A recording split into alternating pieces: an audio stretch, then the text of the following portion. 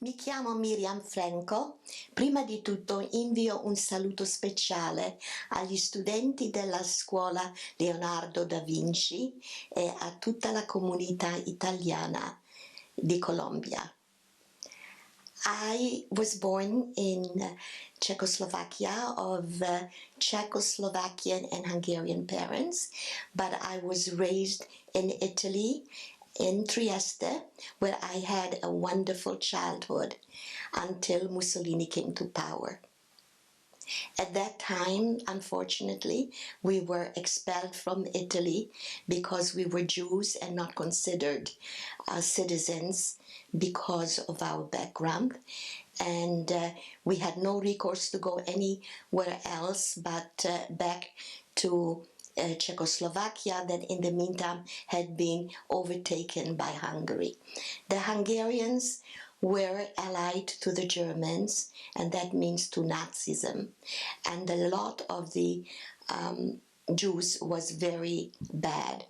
And unfortunately, within 4 years, my family, along with the population of the town, were deported to Auschwitz after, of course, being in a ghetto before.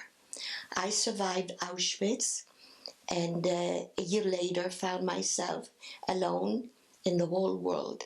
My parents, grandparents, siblings were all killed, unfortunately, by the Nazis.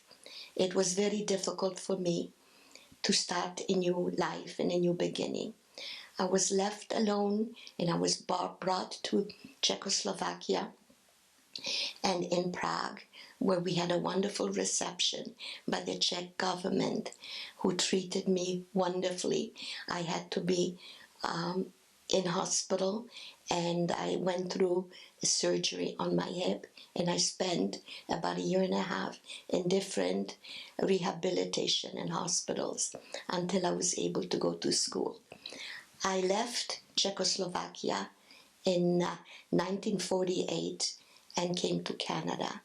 And in Canada, which was a free country, and in Canada had opened its gate to 1,000 orphans of the Holocaust, and I was one of them.